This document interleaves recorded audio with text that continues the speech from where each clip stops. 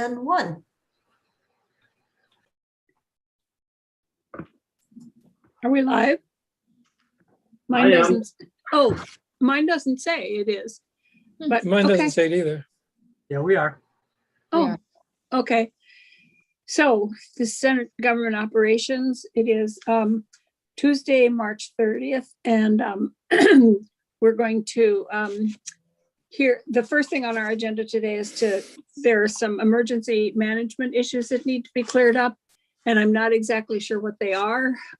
Deputy Commissioner Herrick brought them up to me a while ago. And I said that as soon as we got past crossover, that we would take them up and see where we went with them and what we needed to do. So I think we have with us. So I'm going to suggest that we introduce ourselves, because this looks like a crowd that isn't usually with us. So we'll introduce ourselves. I'm Jeanette White from Windham County. Hi, I'm Anthony Polina, Washington County. Ryan Collmore from Rutland County. Keisha Rom, Chittenden County. And we will be joined, we hope, by Senator Clarkson from Windsor County. So Chris, do you want to kick us off here and tell us what the issue, and just Sure. I'm just going to say this because it's a new group, that we don't use chat in here because we consider it a sidebar conversation. And if we were in the State House, we would ask you to go out in the hall and have your conversation. So what we do use it for, though, is if you refer to any documents or anything like that, that you can send them to Gail and she'll post them there, or any links. Okay, thanks. Chris? Great. Well, thank you, Senator White and committee. My name's Chris Herrick. I'm the Deputy Commissioner of Public Safety. And as Madam Chair indicated, I spoke to her some time ago about some issues that actually Director Borneman had raised regarding the local emergency planning committees. And there's been a lot of work at the State Emergency Response Commission, so we have representatives from there as well. And they want to educate you a little bit on some of the issues that they're seeing, and with maybe some proposed solutions. So without any further ado, I will turn it over to Director Borneman. I know she has a presentation, and I'll let her carry the water on this. So thank you. Thanks. Okay, Director Borneman, do you want to fill us in here? All right, thanks, Deputy Commissioner Herrick. Good afternoon, everybody. My name is Erica Borneman. I'm the Director of Vermont Emergency Management, and we are very happy to have the opportunity to talk with you this afternoon about local emergency planning committees and the State Emergency Response Commission. With me this afternoon, I have Tori Littlefield, who is with Two Rivers Ottaquechee Regional Commission, Chief Pat McLaughlin, who is the Chief of the Hazardous Materials Response Team, and Kim Lapierre, who is the State Emergency Response Commission Chair and is with Suburban Propane. So if I could, I'd love to share my screen so that you could see our slides. Is that something I can do today? I'm going to try it. Yeah, I think Gail might need to give you, I'm not sure how that works, but Gail knows. Gail, am I allowed to share my screen here? Or I think you've also put some meeting notes in the chat. I just made you co-host, Erica. So you can share wonderful. if you're ready. Awesome. Okay. Okay, so.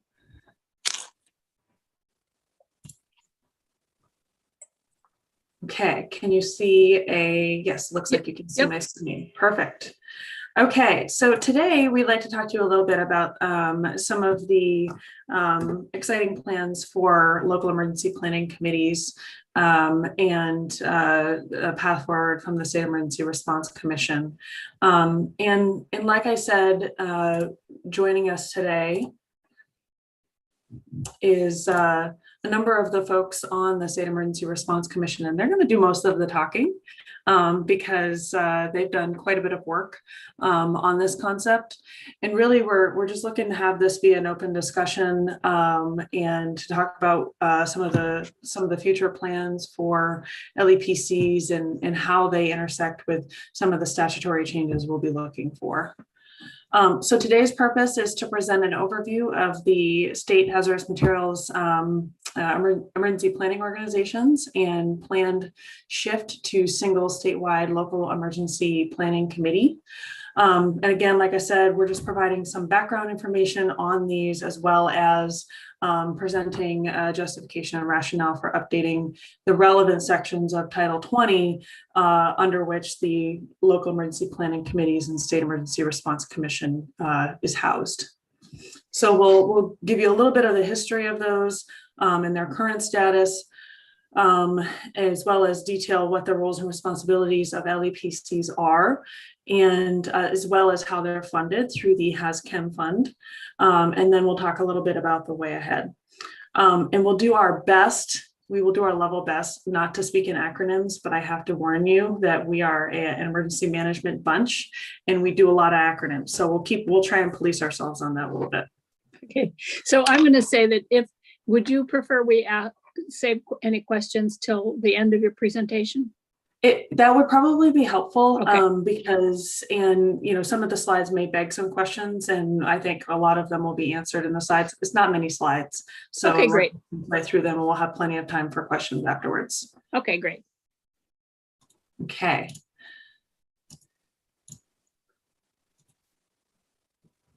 Right, I think I'm going to toss it over to Kim Lapierre. Good afternoon. For the record, my name is Kim Lapierre. I'm the chair of the State Emergency Response Commission and Technical Training Manager for Suburban Propane. I'd like to thank you for your time and consideration today. So let's walk through a brief history of the establishment of the State Emergency Response Commission, the CERC, and local emergency planning committees, LEPCs. So as with most congressional acts, there were triggering events. December 1984, Bhopal, India, there was a release of an extremely hazardous chemical, methyl isocyanate. It was a release from a Union Carbide chemical plant. Thousands of people were exposed and thousands died that night in what is considered to be the worst industrial disaster in history. 6 months later, 1985 takes us to Institute, West Virginia. A similar chemical release occurred at an industrial facility. 6 people were hospitalized. In response, on October 17, 1986, Congress passed the Emergency Planning and Community Right to Know Act, EPCRA. Regulations implementing EPCRA are codified in Title 40 of the Code of Federal Regulations, Parts 350 to 372. EPCRA established requirements for federal, state, and local governments, Indian tribes, industrial facilities, all regarding emergency planning and community right to know reporting of hazardous and toxic chemicals. EPCRA has 4 major provisions: emergency planning, notification, and emergency response plans, emergency release notification, hazardous chemical inventory reporting, and toxic chemical release inventory. In 1989, Vermont added language to Title 20 to implement EPCRA within the state. The governor created the State Emergency Response Commission, CERC. The CERC is responsible for designating local emergency planning districts and appointing local emergency planning committees, the LEPCs. The CERC supervises and coordinates the activities of the LEPCs. It establishes procedures for receiving and processing public requests for information collected under EPCRA and reviews the LEPC emergency plans. The LEPCs are made up of members which should include local officials, police, fire, civil defense, public health, transportation, and environmental professionals, as well as representatives from the facilities subject to emergency planning requirements. A more detailed review of the responsibilities of the LEPCs will be covered later in our presentation. 1994, the Vermont Hazardous Materials Response Team, VHMRT, was established to provide a greater level of expertise and support in responding to hazardous chemical incidents, providing training to firefighters, and supporting our LAPCs in planning processes. Unfortunately, the world continues to change. As the events of 9/11 still stay with all of us, the event heightened awareness and the need for standardized all hazard planning and response. Then we have in 2013 in West Texas, an ammonia nitrate explosion kills 15 and injures 200.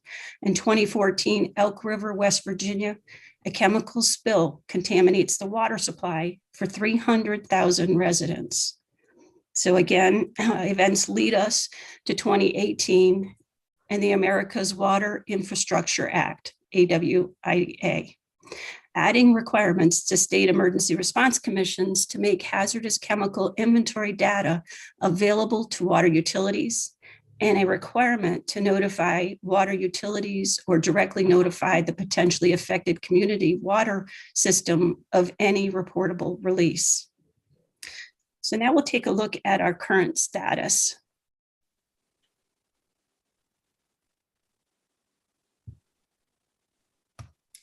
The Vermont CERC is an active, well-established commission. The CERC meets quarterly to review LEP reports, reportable spills and incidents, hazmat training, and it reviews regulatory updates and any changes, and LAPC progress and treasurer's reports. The state is divided into 13 LAPCs. The LAPCs are in the process of merging into one statewide LAPC. As we review the specific regulatory expectations of the LAPCs and understand that the majority members of our LAPCs are volunteers, it will support the decision to move forward to one statewide LAPC. With the statewide LAPC providing support to a more regional emergency management committee structure.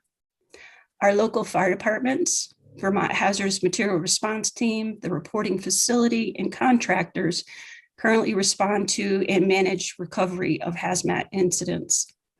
We will move into local emergency planning, the LAPCs, with Victoria Littlefield, CERC Local Emergency Planning Committee Liaison Chair and Regional Planner of Two Rivers Ottaquiche Regional Commission.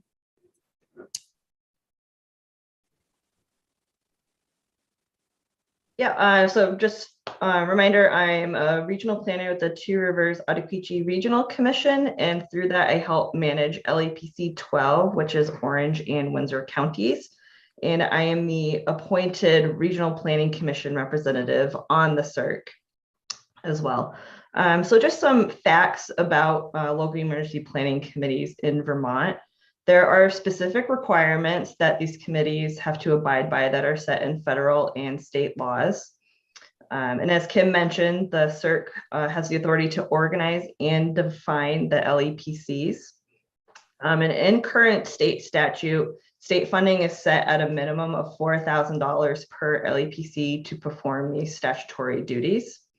Currently, there are no paid staff dedicated to LAPC work. Much of it is based on volunteers. And at this point in time, some LAPCs have effectively dissolved for a variety of reasons, but funding is certainly one of them. The Windham in the Rutland County LAPCs have been defunct for the past 2 to 3 years. And I know Chittenden County LAPC has not been meeting in anticipation of upcoming changes to the LAPC structure. And because LAPCs are focused on hazmat planning, that leaves all hazard planning up to the municipalities. Madam Chair, can we pause for a second on some of these federal laws? I guess I think that Erica said that it would be better if we went through them through everything first, because we might get some answers later on. It's actually the next slide. Great. So these are the statutory responsibilities. So in Vermont, LAPCs are required to develop a response plan ensure that the plan has been implemented during hazmat incidences, review funding requests, consult and coordinate with emergency management services, regional planning commissions, and hazardous facilities, and support all hazard emergency management activities. On the federal side, under EPGRA, LAPCs are required to receive and process Tier 2 reports, make Tier 2 information available to the general public as requested, review emergency plan and publish public notices annually, make the emergency plan public, and conduct an annual exercise of the emergency plan. And I would like to note that right now there are inconsistencies with state statute and federal statute. They don't quite align. So that is something that we would look forward to. And for your information, a Tier 2 report is a detailed report of a hazardous facility and what types and how much quantity of hazardous materials that they store in their facility in any given year. And those are submitted annually to LAPCs, the state and local fire departments. And as you can probably see, some of these requirements are highly technical, some prevent a significant workload, and some do not mesh well with Vermont's response model of local decentralized control with centralized state support. And many LAPCs are run solely by volunteers. Next slide, please. So we recognized a few years ago that these statutory requirements and also the fact that some LAPCs have stopped existing was a problem. So we decided to go to a one statewide LAPC. This was to consolidate all the regulatory responsibilities at the state level, but also preserving the local all hazards planning entities. So we'll centralize our hazmat planning and decentralize our all hazard planning in Vermont. This one statewide LAPC will work with the hazmat chief and team, perform all state and federal EPCRA administrative requirements, review Tier 2 facility reports and action plans, maintain a state LAPC plan with regional annexes, and coordinate with and support regional emergency management committees, which Erica will talk about towards the end of the presentation. And this statewide model was approved by the CERC on February 19th, 2020 for implementation of July 1st, 2021. And now I'm going to hand it over to Chief McLaughlin.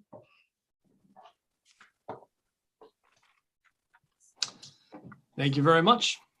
Thanks for having us. Again, my name is Pat McLaughlin. I'm the chief of the Vermont State Hazardous Materials Response Team here at the Division of Fire Safety. We work in conjunction with the Vermont Emergency Management for planning and response to hazmat incidents throughout the state to augment the local fire departments that request the technical assistance. So I'm going to speak to you today about the funding mechanism that is utilized to support the Vermont State Hazmat Team, the LEPCs, and the training and exercising that those agent entities conduct.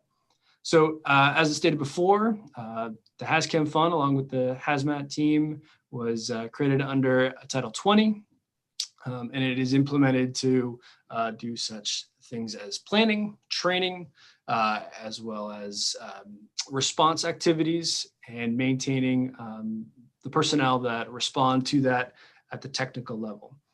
Over the last several years, those entities that report, as Victoria talked about, the Tier 2 reports, we have done several forms of outreach, whether that is pamphlet or webinars to educate those facilities that store chemicals, and those facilities now reporting are approaching 3,000 facilities throughout the state. As set up in Title 20, those chemicals that are stored have a fee structure that is reported every year, and that fee is submitted to the state, and then that function pays for the LEPCs, the state hazmat, and some training and exercising. So that fund, as of last year, was $800,075. which is up from 500,000 in 2016. So that increase in sites has increased the funding mechanism to be able to facilitate more events. The next slide is a kind of an outline of where those funding mechanisms go to. Sorry for the small print, but the 6, 2, and 1 section is mainly the LEPCs and their functions. So it's probably 9% of the budget goes to that function of the LEPCs. The other two larger pieces of the pie are equipment for the Vermont State Hazardous Materials Response Team, whether that's replacement of sensors, detectors, chemical identification equipment, and that can range in price from a bottle of can of gas, about $400, to some of our more technical equipment, upwards of $100,000.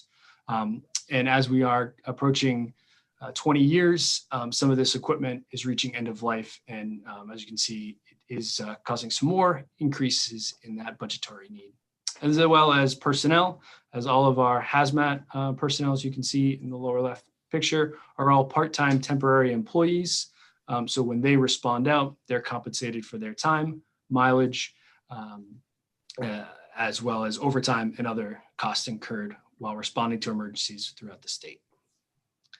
And then there's operational budgets, rental costs for facilities, vehicle maintenance. We maintain a fleet of 4 hazardous materials response vehicles. And so the maintenance of all those vehicles, the storage costs, fuel, and other functional departmental costs that are associated with running the department as well. And then the next slide is a brief overview of the team itself. It's got a breakdown of the calls that we responded to or assisted. Again, we're to augment the local entity, the fire department, fire chief, law enforcement entity is always the prime role. We come in as technical specialists throughout the state. As you can see throughout the map, our membership are spread out quite evenly throughout the state, as indicated by the red X's on the Vermont map. That gives us great and thorough response throughout the state in a timely manner. And it also, we have some very qualified personnel on our roster, from nuclear physicists to chemists to firefighters to EMTs. Our diversity is quite well, and it is spread out across the state quite nicely, as well as our response vehicles. As well as responding to emergencies and assisting in planning, we augment the Vermont State Fire Academy in continuing to educate our firefighters and first responders in the ever-changing world of hazmat. In the last 3 years, we average about 150 firefighters, EMTs, emergency response personnel, to accumulate about 2,000 hours of annual continuing education to those firefighters to keep them up to date. Obviously, last year we had to pivot to a digital form, and we were able to do that over some digital platforms and are continuing that effort to keep our firefighters educated. And that is the Vermont State Hazmat and the funding mechanism. I will turn it back to the Director of Vermont Emergency Management, Erica. Okay, thank you very much. So far you've heard a little bit about the background of LEPCs, as well as how they're funded, how the HAZCOM fund plays a significant role in this, as well as supporting the overall hazardous materials response and preparedness capabilities throughout the state. As it relates to the LEPCs, we've done quite a bit of work over the past year, especially in socializing the upcoming change and consolidating the LEPCs. But one of the things that we heard loud and clear, and we anticipated hearing, was that we don't want to lose that local emergency planning and regional emergency planning capacity on an all hazards basis throughout the state. That's a really important component of emergency management, is making sure that you're maintaining those relationships across town borders, and making sure that you can deconflict emergency plans on an ongoing basis. We really felt, in some of the feedback that we got, was that the regulatory burden on LEPCs at that regional level was just really overwhelming their ability to be able to do some of the more all hazards planning that they were wanting to do.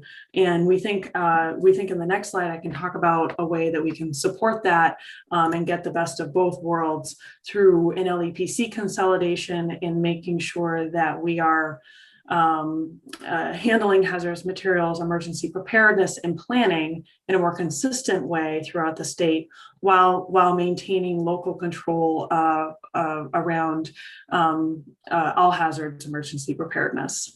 So something that's the folks at Vermont Emergency Management, as well as the folks with the CERC, have created is this concept of a regional emergency management committee. And it would really take the place of a local emergency planning committee. This committee would basically have all of the all hazards planning and preparedness responsibilities without the federal regulatory burden and narrow focus of hazardous materials emergency preparedness. They would work closely with the statewide LEPC because hazardous materials emergency preparedness is an important piece of the all hazard structure, but they would also be able to look at different hazards such as flooding, cybersecurity, and drought, and a number of other disaster-related hazards that plague our state on an annual basis. They build on an activity that has been in practice over the past few years and supported through the regional planning commissions, which is called the Local Emergency Management Director Roundtable. It's been an opportunity for local emergency management directors, of which every town has appointed, to get together, share best practices, do regional emergency planning, and really improve their local emergency management plans in doing so. So the Regional Emergency Management Committee will build on that concept and really build it out. One of the pieces of feedback and question that we've received is, well, hey, where does the funding go if we no longer have a guaranteed funding source through the HazChem fund, because it's still going to be focused on hazardous materials? How can we support Regional Emergency Management Committee functions? And the answer to that is that VEM has budgeted federal emergency management performance grant dollars to support regional emergency management committees and to get them off the ground and to support their ongoing activities. We're still in development of that budget, but it is a similar amount of money than what they've received. The other thing is the vision for these committees is eventually it would be wonderful if they were established in statute as entities that can apply competitively for other federal grant opportunities that arise that are managed by Vermont Emergency Management. There are several preparedness grant opportunities through FEMA that they could have access to, and that's part of the vision for these committees. That way they can develop projects that are competitive and it can be targeted for the needs of their region and not just the state telling them what they should do for statewide. The hazards that the Northeast Kingdom has to be prepared for, as well as the preparedness scope within the Northeast Kingdom, is different than, say, in Chittenden County. So we would want them to be able to tailor their preparedness and planning to their region. So next steps, we do have some proposed drafted language for some changes in statute specific to the LEPCs.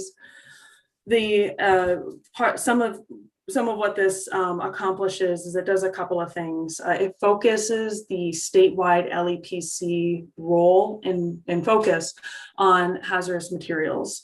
Right now, the statute is pretty broad and it focuses on a lot of different hazards.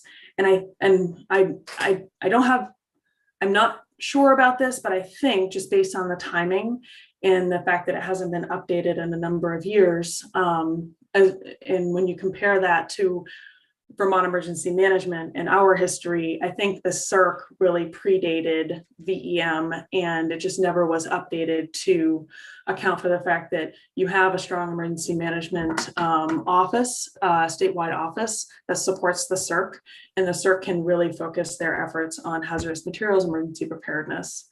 It would update the membership of the CERC. Currently, VEM is a non-voting member, and DPS has an appointed position, but it isn't specific to. It's not specific to fire safety, so we would propose to have fire safety called out on there. It simplifies funding to align with the special fund statutes, meaning it gives more flexibility in terms of the amount of money that can be granted to the LEPC. Right now, it says, it's a weird language. It says $4,000 or $1,500, and then they can apply for supplemental funding. And so we would just align it to the special fund statute, which means the commissioner would have control over the HASCEM fund, which he does, and but it still requires that there would be funding that would go to the LEPC. And then I'll just mention the REP, and Senator White knows what I'm talking about here. The Radiological Emergency Response Plan special fund language is still in that section, the same section of the statute that I'm talking about.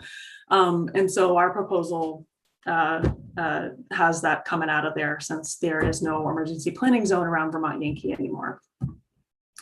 So we welcome the chance to answer any questions or address any concerns, and continue on with this ongoing conversation as we continue to develop not only the LEPC consolidation, but also the Regional Emergency Management Committee concept. Okay. Thank you. Any other questions? Thank you. Yeah. Will you take that down so that we can see everybody? Yes. Yeah. Thanks. Thanks. Okay, committee, are there any questions right now? Senator Rahm? So I have two related questions. So one, I really appreciate the history and understanding better hazardous emergencies, hazardous material related emergencies.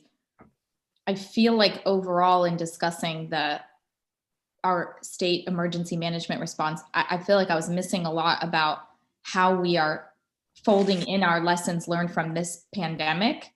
As you bring more potential statutory change forward, I think it's related to hazardous disasters or other, whether immediate or ongoing emergencies. But the big takeaway for me is that we were not communicating to people in their chosen language. If they have limited English proficiency, at the beginning of this pandemic, it took a very long time for state government to do that. And you were talking about federal requirements. We are not meeting the spirit of federal law, of civil rights law, in how poorly we are communicating in other languages in the state. So I really want to hear more about how we will do better to comply with federal law and how we communicate with people, especially civil rights law. And I'm just surprised how little of this reflected at all on the emergency we're still in, even though I know the impetus for this is hazardous disasters. Yeah, and I'll just thank you. That's a really good point. We certainly have requirements to adhere to as it relates to being able to communicate, warn the public in a multitude of languages. And especially with the COVID-19 disaster, it's one of the lessons I think we learned collectively is that when we're looking at pretty complicated information, it's not as simple as saying there's a severe thunderstorm warning in a certain area and the emergency protective measure is really straightforward, or a flash flood warning. COVID-19 presented a public messaging challenge, especially around communities that are limited English proficiency, that I think we've learned a lot from. As it relates to hazardous materials emergency preparedness, I think there's definitely some more discussion to be had around how we message and warn the public regarding an ongoing or emergent imminent threat to public safety in a multitude of different languages. And I think you're right on, Senator. I think we can talk more about that and how that can be as relevant as possible, depending on the area of the state you're in or the population you're trying to communicate to. Senator Clarkson? Thanks, Erica. It's good to have you all here, and nice to meet Tori, who I haven't, and she and I are just right here in Woodstock together, even though she may not actually be in Woodstock at the moment. I'm just curious why this isn't, just to go to a piece of Keisha's point, to me, when we talk about emergency response or emergency management, we're talking about all emergencies, not just hazardous materials. So, I mean, having lived through and managed a lot of work in Irene, to me, when I see the names of all these committees that you've got put together, I would like to see much more about all emergencies and what is the definition of an emergency? At what point does it become an emergency? What's that threshold? And so I guess my question is, why isn't this, because a common sense person reading the names of all these committees would assume it was all emergencies, not just hazardous materials. No, that's a really good point, Senator Clarkson. I think we came to you today about a certain subset of Title 20, and Title 20 Chapter 1 is entitled Emergency Management, and it is we would love to have more conversations about modernizing the entirety of Chapter 1 because it needs it. It needs to reflect the current hazard profile, threat and hazard profile in Vermont. It needs to reflect the way that Vermont responds to disasters. And it doesn't currently do that. It hasn't been modernized in a good many years. It also needs to take into account some of the lessons learned from COVID-19, as well as the other catastrophic disasters that we have experienced. I've been with emergency management since 2007. I assisted with the coordination of response to Tropical Storm Irene, and I have been one of the SEOC managers throughout the over a year-long activation of the State Emergency Operations Center for COVID-19. And I can tell you that there's a lot of lessons learned about the way that we approach disaster response in the state. And that translates specifically to necessary statutory changes. I'll admit we're bringing you one slice of the pie here, but we would really welcome the opportunity to talk with you more about what the entire emergency management program looks like and how we plan for emergencies and disasters every single day. And I'd appreciate that because I know Kevin Geiger quite well, who works with Tori, and you know Kevin, obviously. And so my sense is that you actually are doing this, and I would appreciate it if we actually could talk about all emergencies, because we're trying to make statutory changes to enable moving into managing the state in those emergencies, and so that would be helpful for us. Absolutely. So I just, in my own mind, want to clarify here, though, that we're talking about two different types of emergencies here. We're talking about hazmat, hazardous materials, which is the now going to become the responsibility, you hope, of the statewide LAC, RE, LEPC. LEPC. And It would be then, a it would be a statewide LEPC instead of 13. and that they deal with the hazmat, the hazardous materials. But That's when right. you're talking about the regional planning, you're talking about all hazards, right? You're not talking about hazardous material. So Right. you're talking about flooding and drought and all of those other kinds of emergencies, not necessarily public health emergencies, or maybe, but you are talking about all the other emergencies. It would, including public health. Yeah. We would work closely Okay. with our partners at the Department of Health to make sure that, it's something I neglected, I didn't make clear enough, is that Vermont Emergency Management would would be providing direct support to regional emergency management committees. So whereas our role has been less attached to LEPCs because again, they only focus on one hazard and we have to plan for all of them.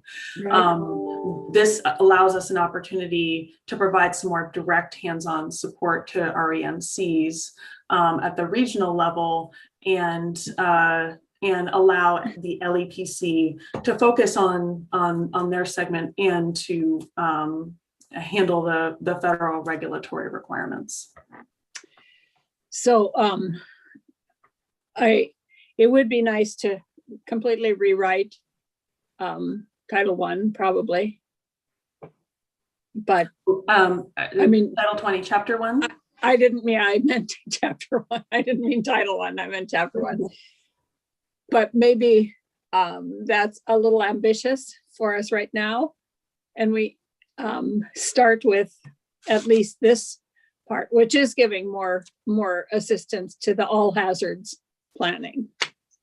It does clarify things for us, and certainly we would want to, have a conversation about other opportunities to modernize Title 20, Chapter 1, because like I said, there's a lot there that can be, brought into the future here.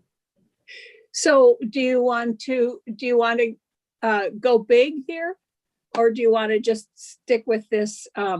That's kind of up to you, which direction you want to take right now.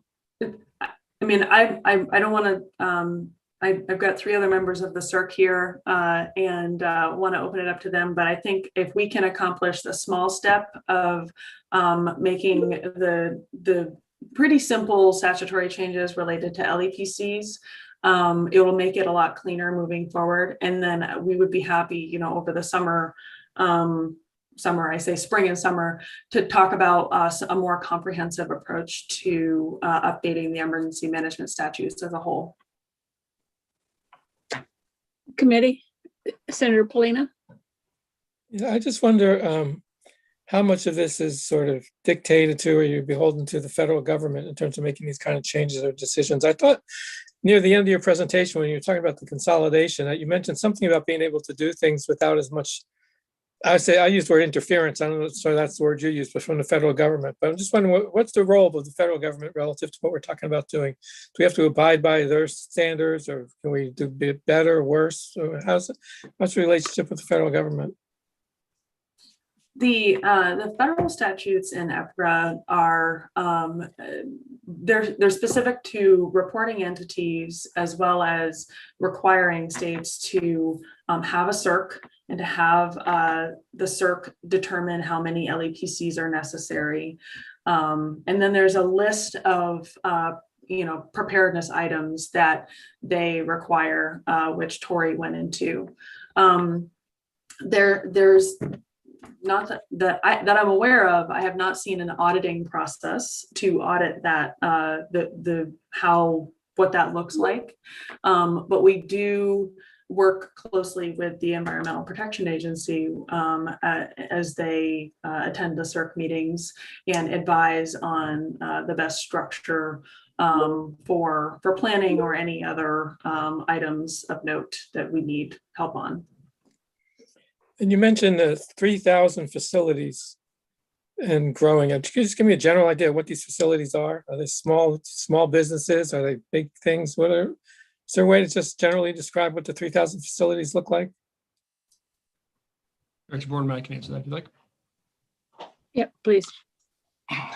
Senator, yes. So those run the gamut from GE in Rutland and their plants to West Adderson's general store with gasoline and diesel storage. So you could see anything and anywhere. And it is the EPA and their regulatory arm that say who and what has to be reported. And then Title 20 then narrowly defines that to poundage in where that's where our fee structure comes from. But anywhere and anybody who's storing chemicals that meet the threshold of the chemical in the weight shall report. Thank you. So I guess what I'm going to suggest is that, have you been working with a drafter, a legislative council? No, we have an internal draft, and we would need to, the next step would be, you need to be looking at it with Ledge Council. So what I'm going to suggest is that, I'm not sure who that would be, but I will put in a request to Luke Martland and Mike Farron to assign somebody. It might be Michael Grady. I'm not sure who it would be, but that you should work with them to draft the language, and then we can start looking at the actual language. Perfect. Is that okay, committee? Sure. It's one of the beauties of the Government Operations Committee. You just never know what you're going to run into when you walk in the room. Senator Rahm, did you have a question? Well, just for sort of disclosure's sake, I have been working with Ameren on a language access plan for the state. And, per my understanding of how these work best, it should start with life-saving communications. And so I'm happy to share a draft with you all, but that was, as I said, a very big takeaway for me already. And I don't think we can afford to go into another major disaster or emergency without a better language access plan, particularly regionalized, because different languages are spoken in different parts of the state. As you noted, there are cultural translations that need to be done because this information doesn't always translate well into other languages. They don't have words for some of these things, or they're complicated even in English. So I am happy, it sounds like, Director Borneman, to share that with you so that it's aligned with where you all are at and where you want to go. And we can also benefit from some of the work that other states have done around that, because I know many of my counterparts around the country have been working with their legislative counterparts on that very topic. All right, so thank you. Let's, so I will send a drafting request today, and then you can work with whoever the drafter is assigned to, and then Senator Rahm will send you what she's been working on, and we'll go from there. Great. Thank you all very much for the opportunity to talk to you today. Thank you. Thank Thank you. you, Erica. Thank you, you. everybody. We'll see Thank you. you. Thank you. Yep. Okay, and that was a good presentation, by the way. Thank you. It was very clear. All right, committee, we're going to move to H-149. We have with us Damian Leonard, and we have the deputy adjutant general. Is that what deputy adjutant general? Okay, I wasn't sure if it was deputy or assistant or vice, or I can't ever remember. So thank you. So would you like to walk us through H-149, Damian? Sure. Before I start, just wanted to note, with Luke on leave, the best people at Ledge Council to send a drafting request to are Jen Carby and Mike O'Grady. Got it. I remembered that as soon as I said. Yeah, that. I just wanted to make sure. Yeah. Because with Luke on leave, you might not get processed for a month or two. Good suggestion. Damian, Okay. remind us when Luke is back. He is expected back in early to midsummer. So I think he is taking, I can't remember if he's taking 3 months or 4 months of leave, but yep. Okay. Good. Very exciting. Yes. Okay, Great. So H-149 is a lengthy bill, and I know I'm on a tight timeline with you today because you have other bills you need to see. So what I've got, and I will send this to you as soon as I change the title from as recommended by House General to as passed the House. What I have is a summary of the bill that I'll forward to the committee. Most of this bill is technical amendments to update the statute because we're dealing with language that in some instances hasn't been updated since 1862. And in some instances literally dates back to the early 19th century.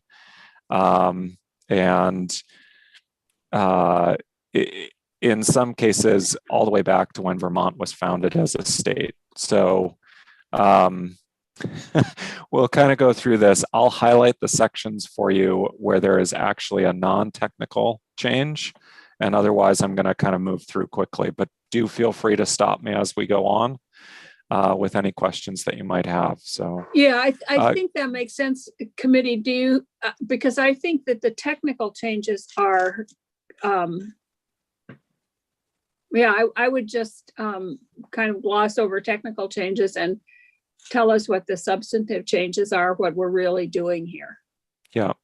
And does it remind me with this committee, is it better if I share my screen or if I just walk you through it verbally and you look at it on your device? It's up to the committee at which, depending on what device. Madam Chair, you have a very clear preference. No, it's up to the committee, whatever you decide. I prefer not to share because my screen freezes up and I have to close my video if you do that. Okay. I will not share my screen then. Okay. Right. If you can send it to us and then we can follow it. I mean, I have a version that says that's passed by the House. Yeah, that's the current version. It's on our website. Great. So is that posted on our committee? Yes. It should be. It's H-149. Yep, Yes. got it. Okay. Okay. So the first change in section 1, it is mostly technical changes. The only non-technical change is at the very top of page 2, where we're clarifying in subsection C that it is the Adjutant General who adopts the rules relating to the government of the National Guard, not the governor. In section 2, what we're doing here that's non-technical is clarifying the chapters that apply to the National Guard. This language dates back to before we got the Green Books, when all of the statutes governing the National Guard and before that the militia were in a single chapter. Oh my. In section 3, the non-technical change there is clarifying, if you look in A2, it's clarifying that if there's an adjutant general appointed to fill a vacancy, they serve the remainder of the unexpired term.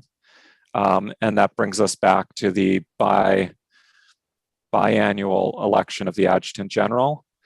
The other non-technical changes here are, if you see in C1 here, what we've done is we've split the appointment of the deputy adjutant general from the appointment of the assistant adjutant generals for the Army, Air, Joint Operations, because previously it said that the deputy adjutant general, Mr. Gregg here, served without pay, which is not true.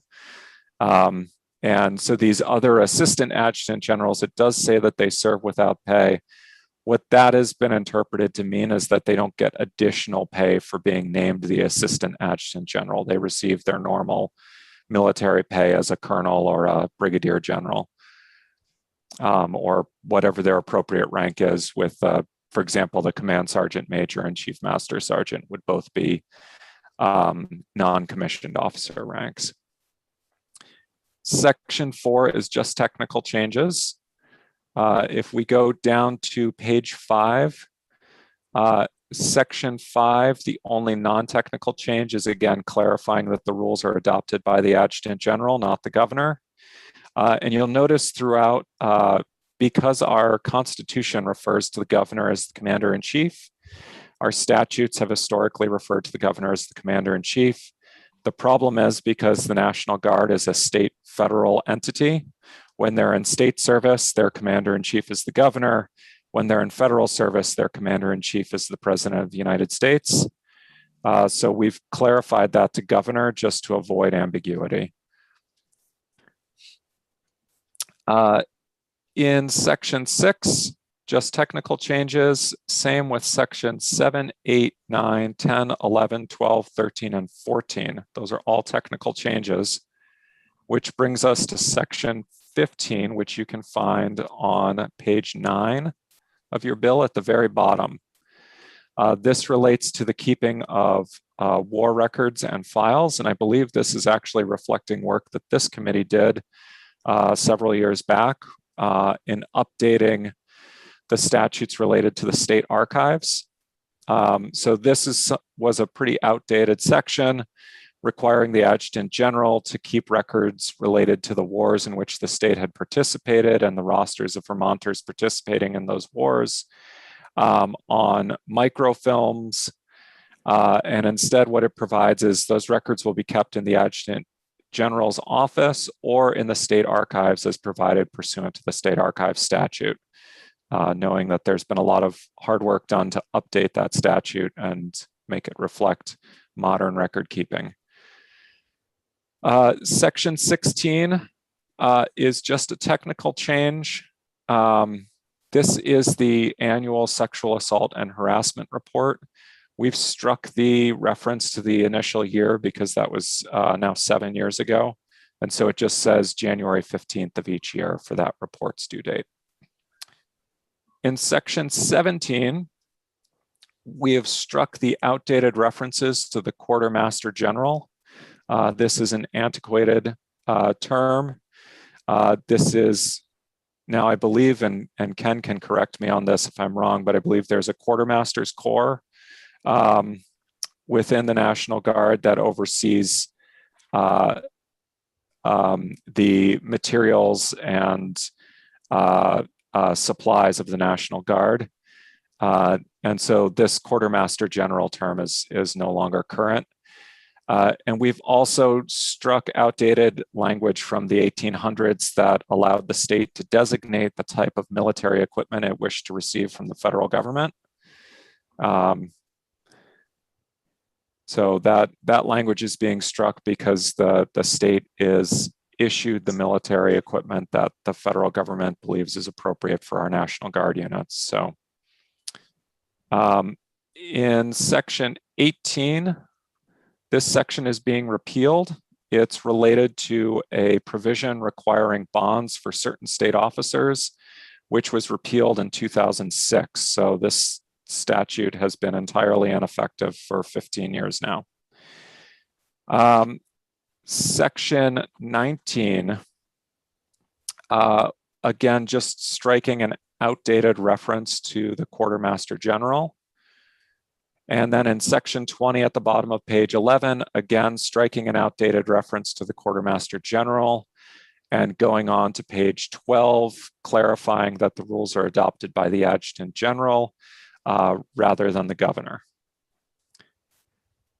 Sections 21, 22, 23, 24, 25, and 26 are all just technical changes. Section 27, this relates to an outdated provision here. And this is being repealed because it's obsolete. What this relates to is an outdated provision relating to what was called the enrolled militia of the state. This relates to a law that was in effect from roughly the founding of the state till the mid-1840s, and then was readopted around the time of the Civil War and in effect until 1947, which required all Vermont males between the ages of 18 and 45 to be enrolled by the listers of their town in the state militia. And then you could be drafted into service under this provision as the need arose for the state. So we no longer have an enrolled militia. And the change to the word National Guard occurred during a technical amendment a number of years ago when all references to militia were changed to National Guard. But that wouldn't make sense that you could take the enrolled National Guard and draft them into service because they're already in service as members of the National Guard. So we are repealing this section. This does not have any impact on the federal selective service system, which is the federal draft registration for males when they turn 18. The next 4 sections, 28 through 31, are all technical amendments. And if we turn to the very bottom of page 16 in section 32 and going on to the top of page 17, we're adding a cross-reference here to the existing employment law job protections for service members or for members of the National Guard when they get called up for state duty and have to take leave from their job. So the current law provides them with up to 15 days per year of protection. As you'll see in the at the very end of the bill, the House is proposing to amend that to provide equal protection to what's provided for when the Guard members are called up for federal active duty under federal law. Okay, sections 33 and 34 are both technical changes, and in section 35, which is found on page 19, the changes here are replacing the term private with enlisted person.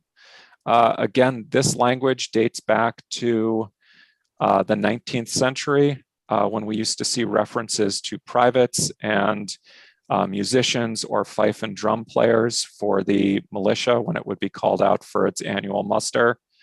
And again, we're replacing the word man with person. So just updating the language here and clarifying what therefore means, which is the failure to report when you're called to duty. Sections 36 and 37 on the same page are both being repealed. Section 36, this is outdated language that dates back to the Civil War, allowing the governor, when the governor calls out the National Guard, or as it was called when it was adopted, the state militia, pursuant to a request of the US, the state was authorized to provide food, uniforms, arms, equipment, clothing, etc., at the expense of the state. The National Guard receives its food, uniforms, and equipment through the federal government. So this is definitely outdated. And the second, section 37, was allowing the governor, or with the approval of the governor, the state treasurer, to pledge the credit of the state to raise money to send the troops to war. Again, this is outdated. And I believe the last time that this section dates back to World War I was the last time it was actually applicable. That's correct. Yeah. Section 38 and 39 relate to the oaths that the members take. These are just technical changes, updating the term commander-in-chief to governor. Section 40, the only change in this, and we're on page 21, is that we're clarifying that the rules are adopted by the Adjutant General. In section 41, again, we're clarifying that the rules are adopted by the Adjutant General. Going on to page 22, section 42, we are repealing another bond provision that's obsolete. Again, this relates back to that provision that was repealed in 2006. In section 43, the changes here, this used to provide, this is basically for if there's an issue of damaged or destroyed property, that requires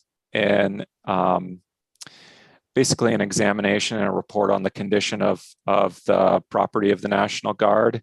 It used to provide that the governor would appoint the board to inspect the damage and determine what to do, but this provides that that would be done by the Adjutant General. In section 44, at the bottom of that page and going on to page 23, we're clarifying that rules are adopted by the Adjutant General. In section 45, this is an interesting one, again, dating back to the 19th century and possibly earlier. We're repealing language here that would allow the governor to permit modifications and additions to the state, to the uniform of the Vermont National Guard as the governor sees fit. And the uniform requirements are dictated by federal law. The days of a special Vermont emblem or something like that are long gone. Or a flourish or something like that. The section 46 here, we're repealing outdated language related to musicians and privates enrolled in the National Guard of this state. And this is a section relating to exemption from arrest, except in the case of treason, felony, or breach of the peace while on active duty and in the active discharge of their duty. So basically, it provides that a member of the National Guard is exempt from arrest while they are serving on active duty, except in the case of treason, felony, or breach of the peace.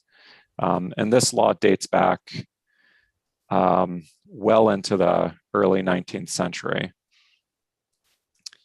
May I ask a question here, Damien? Yes. And give you a chance for some water? Thank you. Okay, you're welcome. I guess I have a question here, just tying it into the sexual assault piece. Surely they can be arrested if there is, I guess any felony. So in case of treason, felony, so any felony they could be arrested for. Yep, or breach of the peace. Okay, great. So that incorporates all the egregious. Right. Yeah, sorry, I sort of somehow read over the felony piece. That's fine. Yeah, this has been updated over the years. And I think it originally was treason or breach of the peace, and felony was added at some point, but it does run together a little bit after digging through so many of these. Although it's hard to think of breach of the peace and felonies and treason being all sort of in the same sentence. I mean, breach of the peace is sort of like pretty modest by comparison. I mean, setting off fireworks compared to a felony or treason is, they don't seem to be of the same category. Well, Right, well, I don't think we're going to get into No, I know. changing that. Just say, I know. I want us to keep moving, though. I'm moving, Yep. I'm moving. It's also important to note that this is just for civil enforcement here. The members of the Guard, when they're on duty, are also subject to the Uniform Code of Military Justice. And so they would be subject also to military law enforcement if they were engaged in activity while they're on active duty. That is against, that's a violation of the Uniform Code of Military Justice there. And the exemption only applies while they're on active duty. So there's nothing that prevents them from being arrested when they are off active duty. Section 47 relates to brevet rank. The only non-technical change here is adding the last sentence to clarify that a brevet rank conferred pursuant to this section only applies in the state of Vermont, meaning that we can't confer a federally recognized rank. That requires federal action. For section 48, the retirement of officers section, We have struck most of the language here and replaced it with a cross-reference to the federal provisions governing retirement, as well as applicable regulations adopted by the Secretary of Defense. And this is just to reflect the fact that retirement is governed by federal law and regulations now. Going on to the next page, page 25, we have repealed section 887 here, which relates to what uniforms retired members of the Guard are allowed to wear, because again, this is governed by federal law and regulations. Sections 50, 51, 52, 53, and 54 are all technical or grammatical corrections, which brings us to section 55 on page 28. So we've done mostly technical and stylistic changes here and reorganized for clarity. We have also struck, let's just see where it's at on here. Oh, it is down on page 29 in subsection B or subdivision B1, a reference to the unorganized militia. And so the unorganized militia was another term for the enrolled militia. These were the individuals who had been enrolled by their town listers in the state militia, but hadn't been organized into a specific unit of the militia. And so again, and this is in a section relating to the State Guard, which is not active unless the National Guard is in active federal service, and the governor and the I'm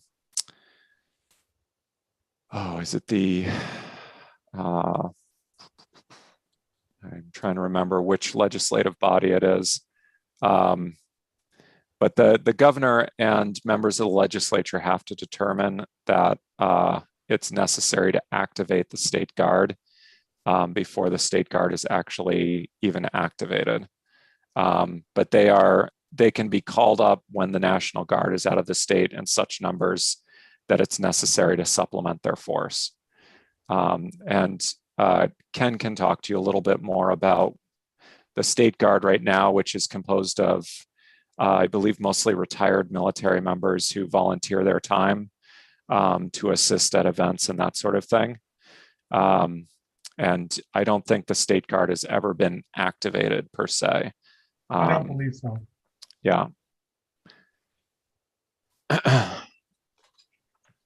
So the next section here, let me just yeah.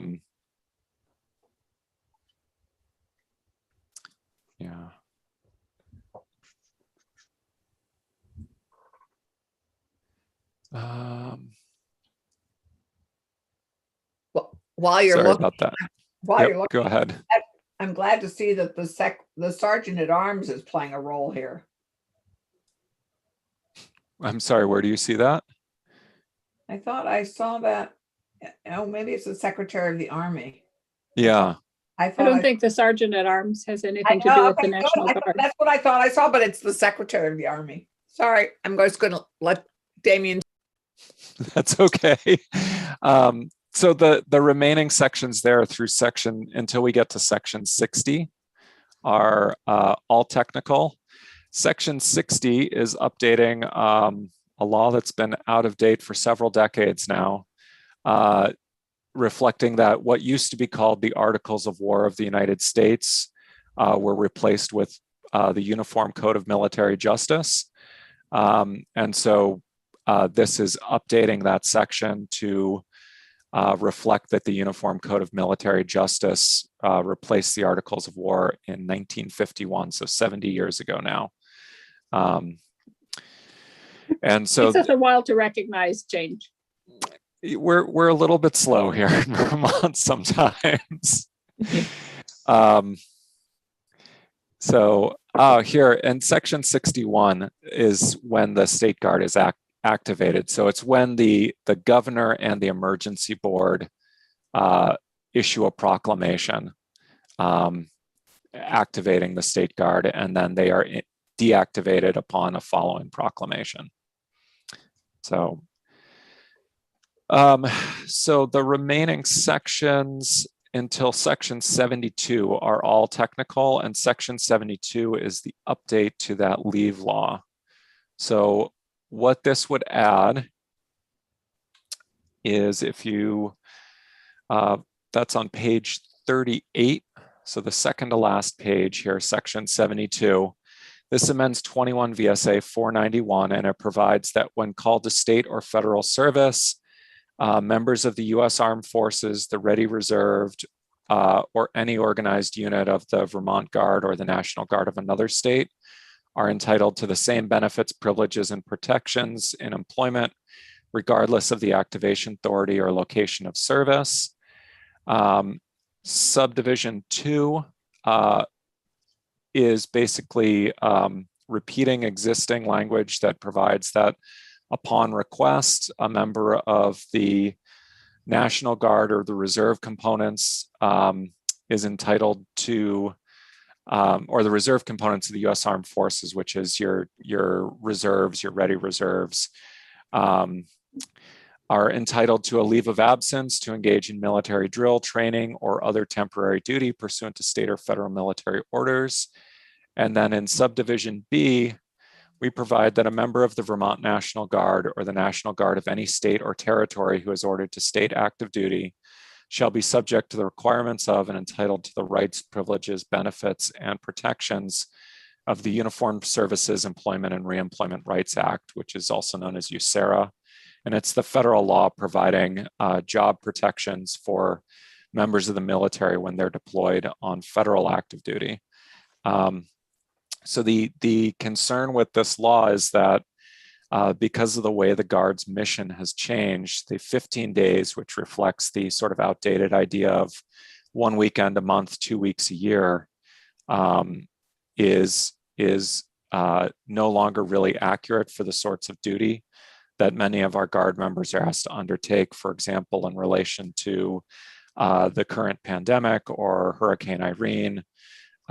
These are all instances where we've had members called out for more than that time.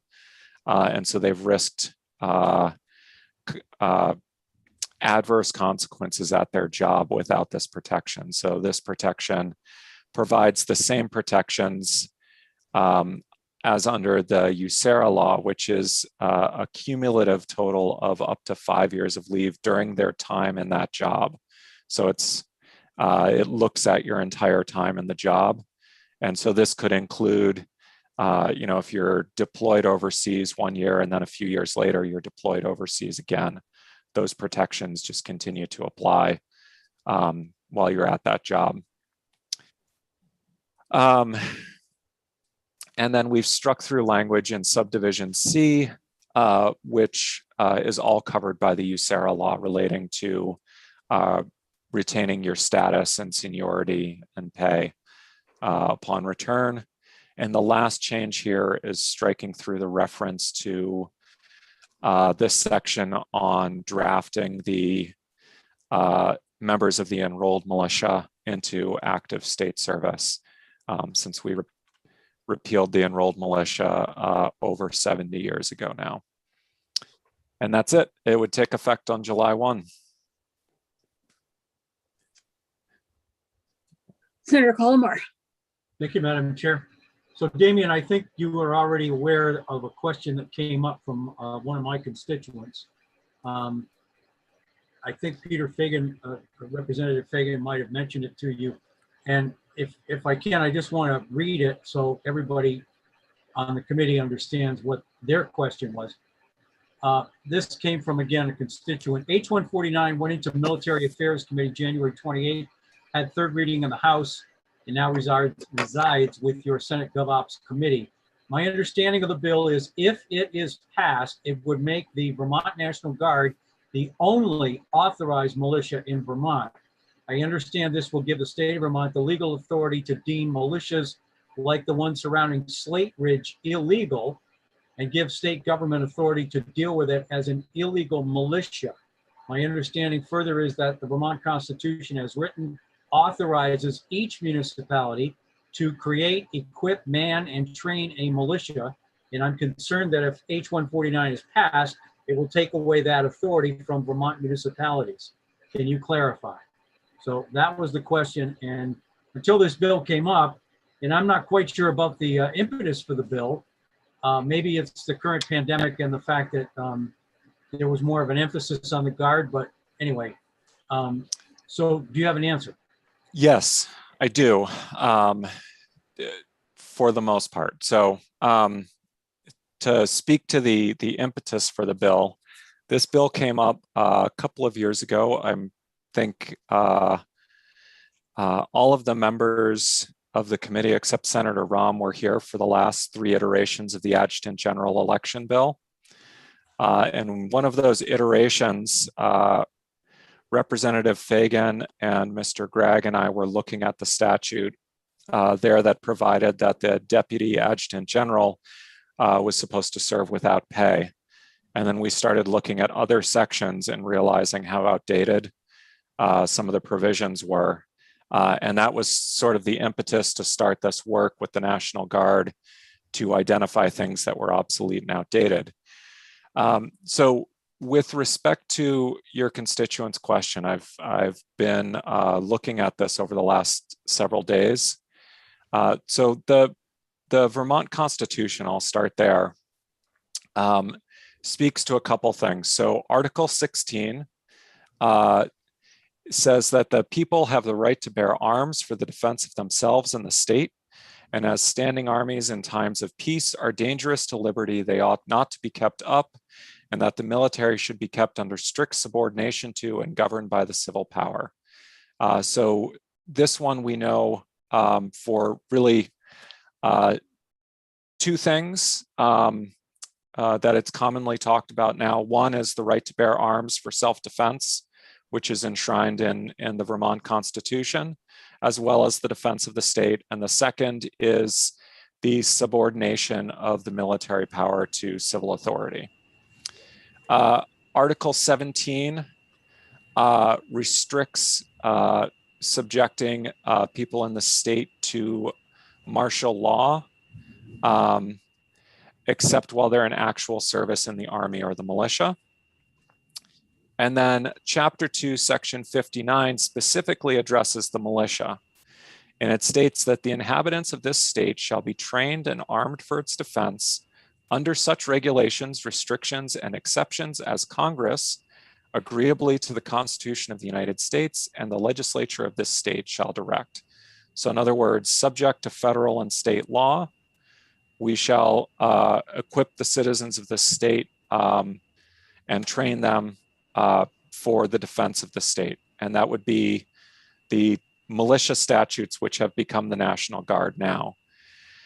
In looking back at the laws of Vermont, I have not found, and I've gone all the way back to 1862, looking at the statutes, and 1842, looking at the Constitution of the state of Vermont, as well as reading a very interesting article by an attorney from here in Montpelier, Paul Gillies, who some of you may know as one of our leading legal historians in the state, on the relationship between the militia, now the Guard, and civil oversight through the judiciary and the governor. I have not found any statutory authority for towns to organize their own militias, nor have I found any prohibition. And I want to emphasize that because historically, while there was the state enrolled militia and there was an annual muster of the state militia, some towns did historically equip their own militia. And so I'll read you a passage from Paul Gillies' article, The Militia Governed by Civil Power, which he wrote in 2018.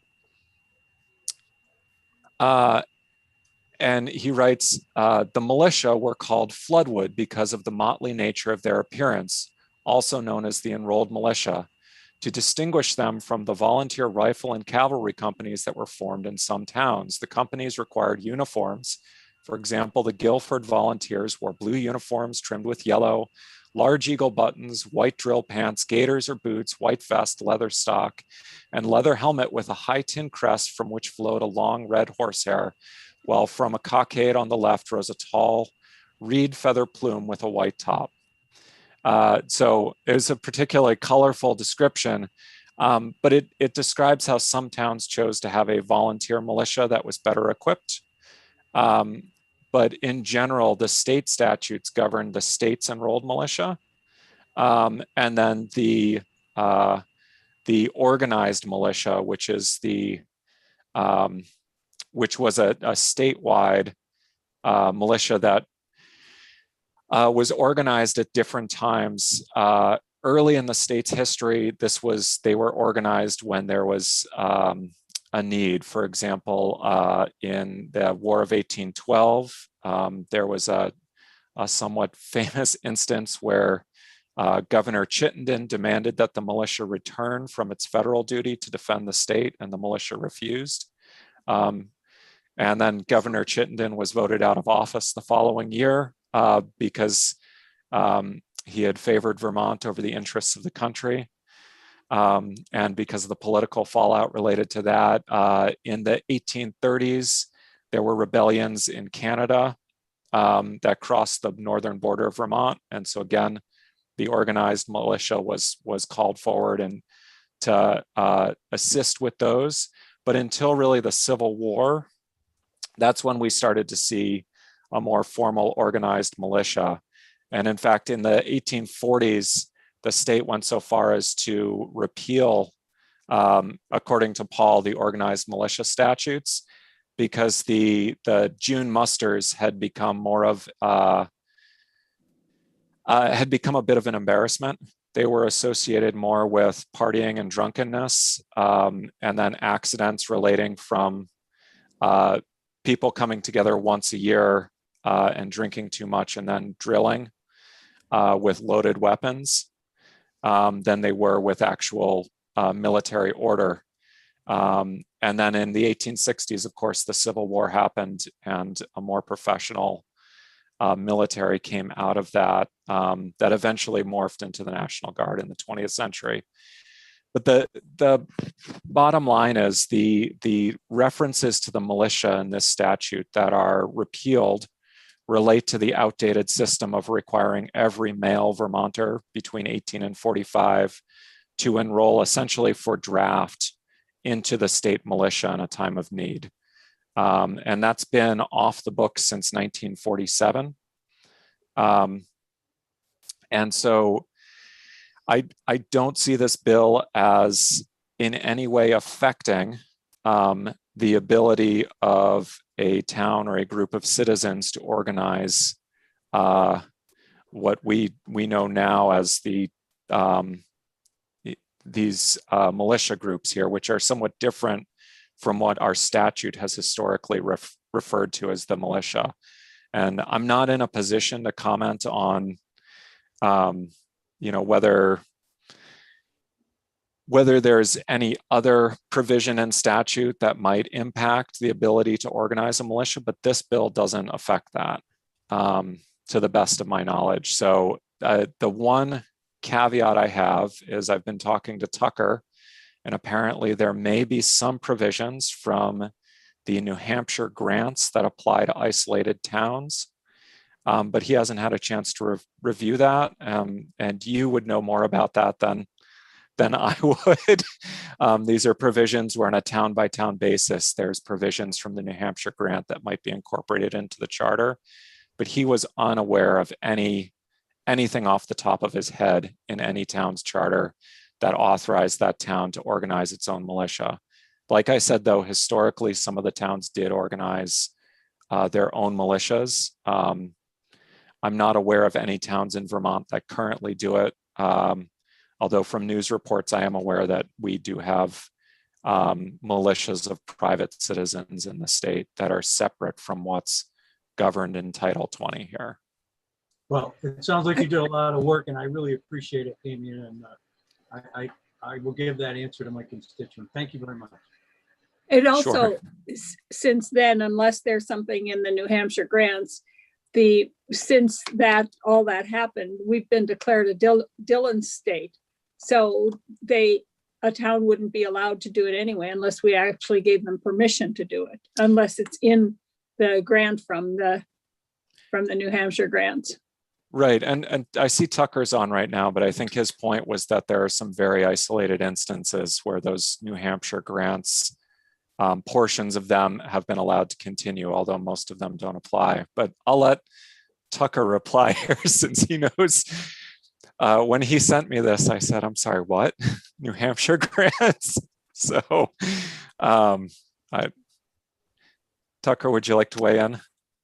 Sure. As all of you know from your excellent work on Vermont's leased lands and religious glebe lands that still persist to this day at the local level, there are small pieces of the original Benning-Wentworth, New Hampshire grants that were ratified for certain Vermont towns and have endured through the adoption of statute and the formalization of Vermont's statehood. Most of it does not apply.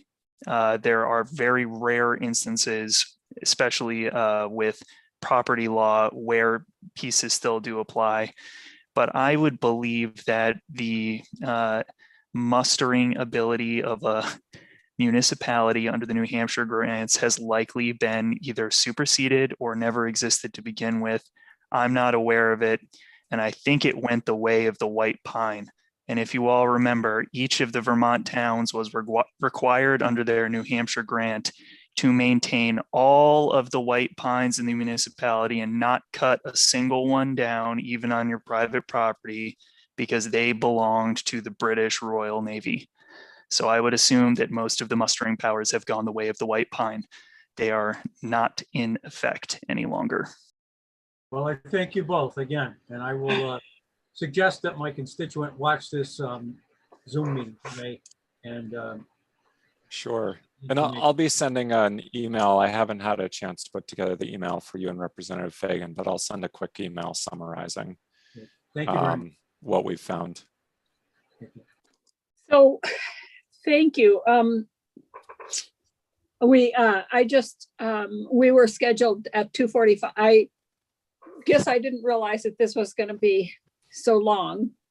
So we were scheduled actually at 2:45 to look at S85, and Damien was the drafter of that too. But I just sent Gail a note and asked her to cancel that and to let Senator Hooker know that we weren't going to do that today because we're a little bit behind ourselves. So let's see. Deputy Adjutant General, I keep wanting to say Deputy the Adjutant General, but it's, so would you like to tell us, we have about 20 minutes here, I think. And then we really need to go on to our next topic, but if, and I see that the sun is in my eyes. I can't see who we have here with us. Oh, Madam Chair? Yes. We had to switch around the order of the walkthroughs today because Damien had a commitment in another committee. Yeah, I actually have to run there now. So we're not going to do 85 anyway. I sent you a note.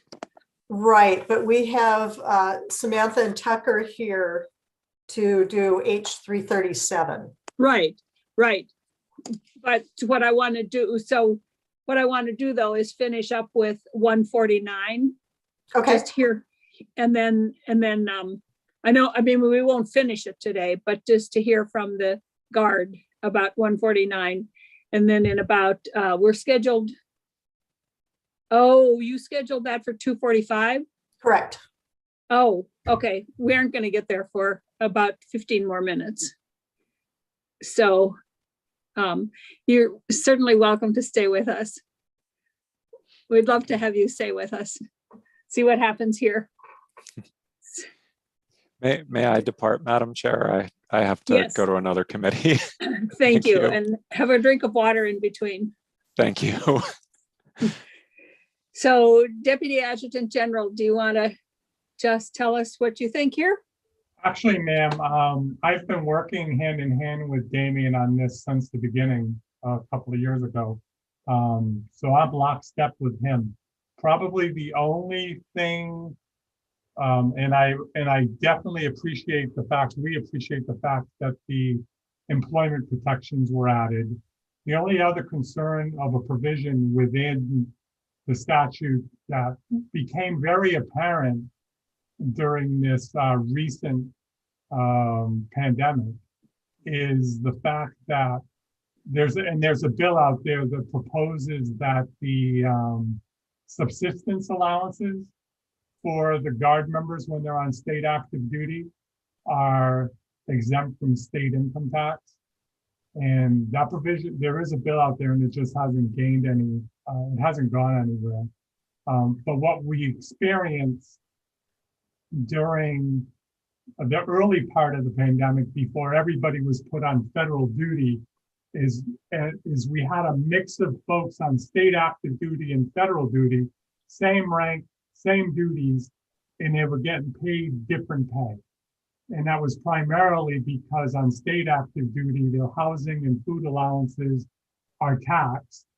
And on federal duty, their housing and food allowances aren't taxed. And so early on, we experienced that. And then again, when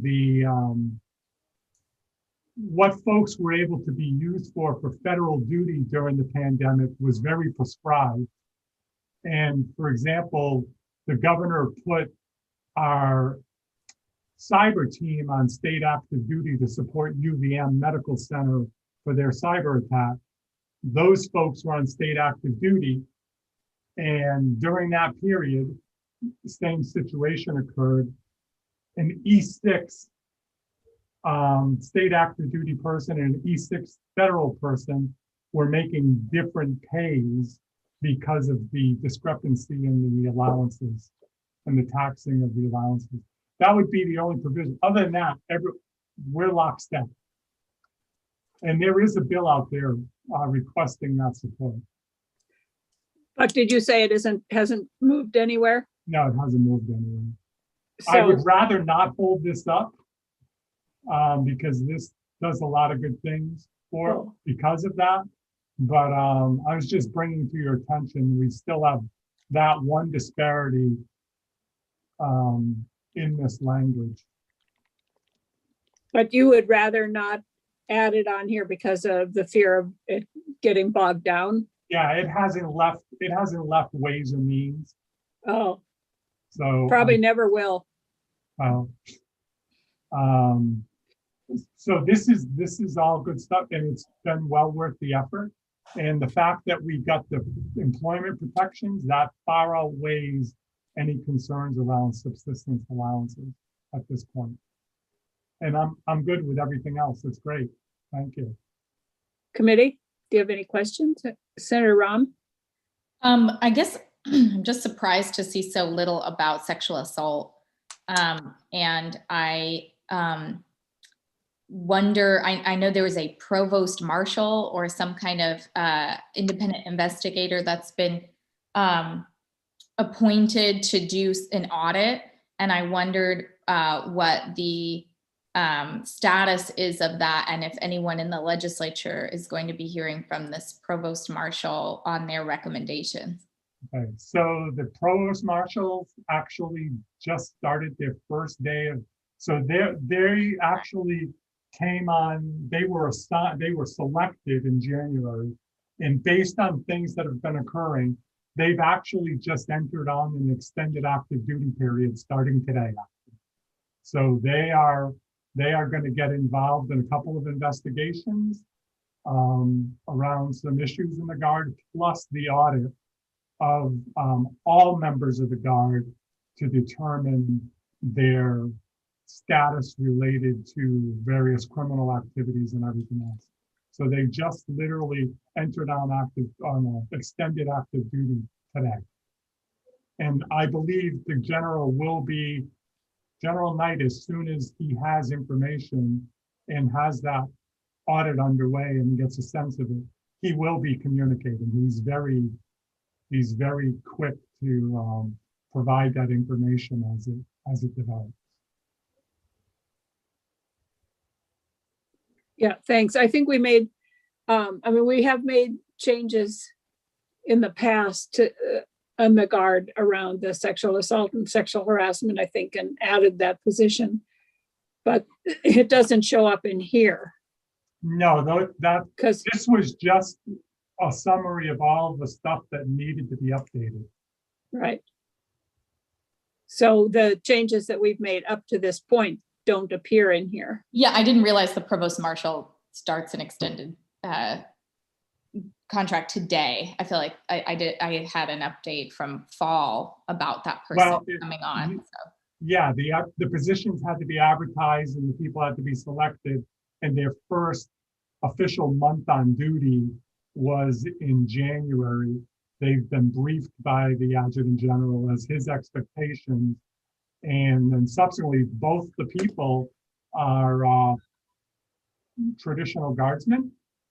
They're not full-time, they're military members. And the general went to their employers and asked if he could bring them on extended active duty. And both employers agreed to that. They're both law enforcement officers. And one works for Burlington, and I forget where the other one works. And now they've been brought on extended orders, and they'll start getting into a routine and get their office established and deal with some of those open items as well. And then they'll be on a more recurring basis going forward. Did I hear correctly that they're both men? No. Okay, I heard guardsmen, so I didn't know. Sorry, ma'am. Yes, one is Lieutenant Norris, or excuse me, Major Norris, who is a officer with the Burlington PD actually. Okay, and the other is a male. From law From the Air enforcement. National Guard, but I'm not sure which department he's with in Vermont. Okay. Any more questions for? I don't see any more. I will just ask one question. Was there anything in here that you think is controversial, that has opposition, that we should hear from anybody? Or is this pretty much the changes are just needed changes?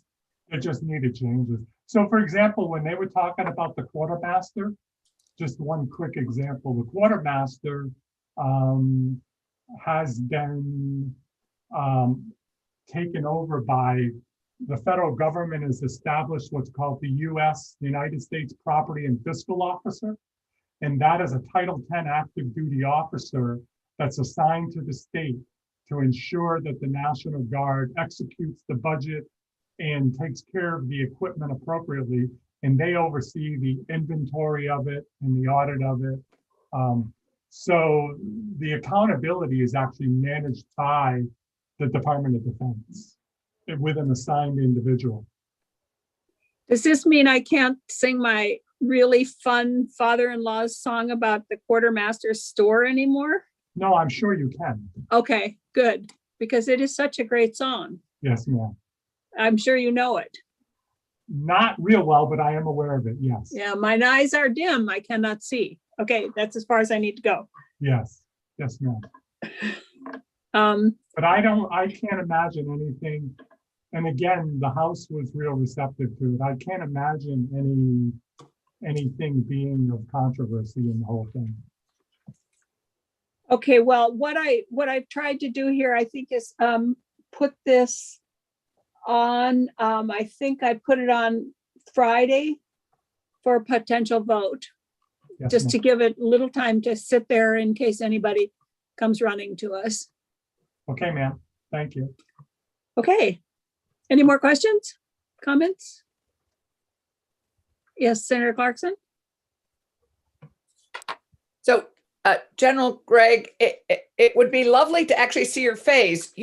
We haven't been able to see you. You're looking somewhere else. So we're seeing your. I'm sorry. My camera sits to the left and I'm looking at my monitors. I'm sorry about that. Right. So we've just, that's one piece of feedback, because we would love to have sort of seen you face on, but we missed that experience. Yes, ma'am. I apologize for that. Okay, thank you so much. Thank you. Thank you. All right. Have a great afternoon. Thank you. You too. Bye. Bye now. Bye. All right, so let's jump to H337. I think we have with us Tucker and Representative, where did you go? There you are, Lefebvre and Jason Broughton. So I think what I'd like to do is I think have Tucker walk through the bill first, and then have the reporter speak to us from the House, and then Jason. Does that make sense? Do you have time to stay with us, Representative? Okay. All right, great. So, Tucker? All right, good afternoon, everyone. Tucker Anderson, Legislative Counsel. I'll do a high-level walkthrough of H337 for you, and I am certain that the state librarian will be able to fill in all of the excellent details, since he was so intimately involved in the preparation of this bill. Section 1 amends 3 VSA Section 106 to modernize some of the language about the distribution of the acts and resolutions, and to help contextualize that, those are the white books that you are all familiar with, the session law. Tucker, may I just ask a question before you go into section by section? What's sort of the overall purpose of this bill?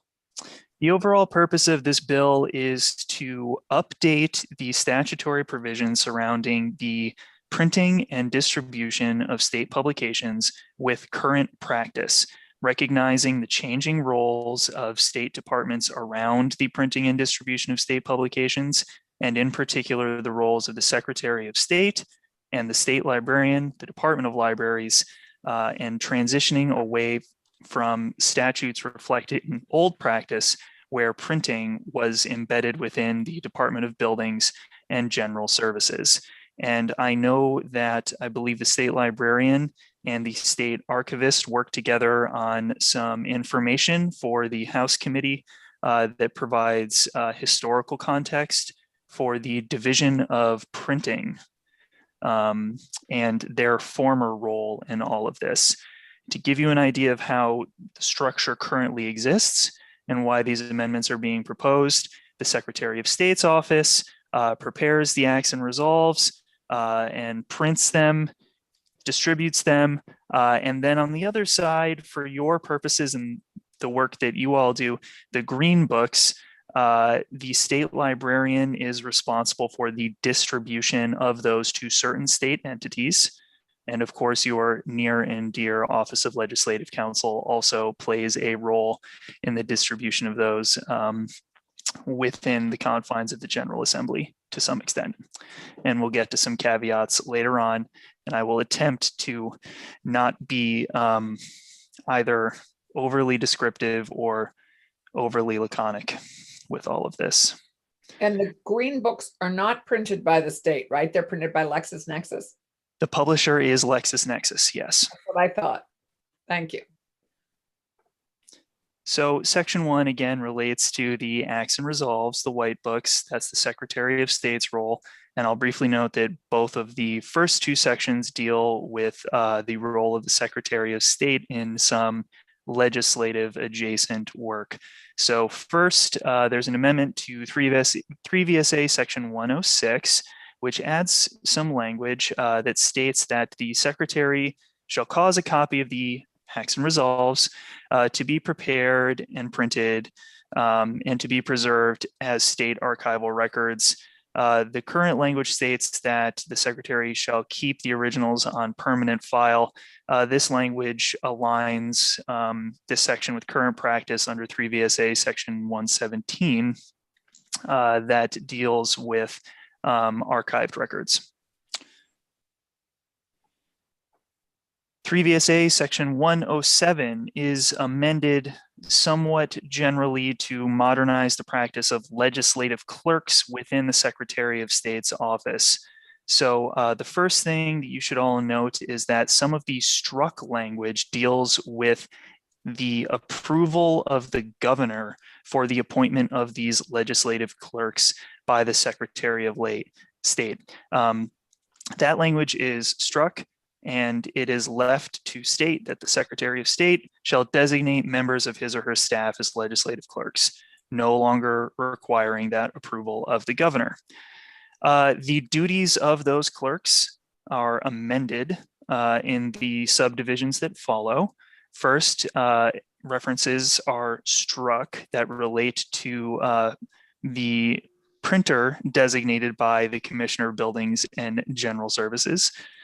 And at the end, new language is added in the new subdivision 5 to state that these clerks shall assist in the preparation of a legislative directory containing appropriate matter. It's pretty minor and straightforward in section 2. Section 3 contains some technical corrections that have substantive implications. It amends 12 VSA section 1699 to strike the requirement that the statutes, laws, and decisions of another state may be evidenced prima facie upon first impression in the courts of the state by a printed copy which purports to be published by the authority of the other state, and this is the clause that's being struck, or which is kept in the state library at Montpelier. This is, first of all, no longer the practice. And 2, because of that, this statute would imply that simply by those documents being kept in the state library in Montpelier, that they can be used as prima facie evidence for purposes in court. And since practice no longer aligns with that, it's likely not a good idea to have this in the statute anymore. And of course, the technical correction, which is both here and in S115, which passed the Senate previously, would strike the language stating that the state library is in Montpelier. Section 4 amends 22 VSA section 601. Again, aligning first some technical corrections here for language that was formerly kept in the title surrounding public property, and instead aligning it with a new 22 VSA section 611, which we will get to later. This is a duty of the state librarian in subsection C to distribute, in accordance with this new 22 VSA section 611, the acts and resolves, the legislative directory, the Vermont statutes annotated, and the new language, including cumulative pocket part supplements when issued. So this is taking a look at the distribution duties of the state librarian, and that new language is clarifying that when the VSA is distributed, that it shall include any pocket parts. Section 5 amends 22 VSA section 605 related to the duties and functions of the Department of Libraries. In the enumerated list of duties in subdivision 2, we have a great deal of struck language that would eliminate a few of the duties surrounding keeping collections of state documents and documents related to other states and local and federal governments. Again, most of the language that's being removed throughout the bill is aligning these statutes with the current practice. The amendment here would state that it is the duty of the Department of Libraries simply to keep a collection of federal documents.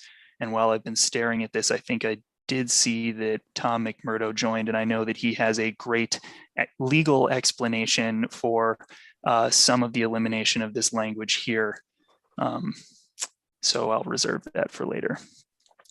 Section 6 is the meat and potatoes of this bill, but it is also mostly moving language from the previously cited section in Title 29 to Title 22, placing it under the state librarian.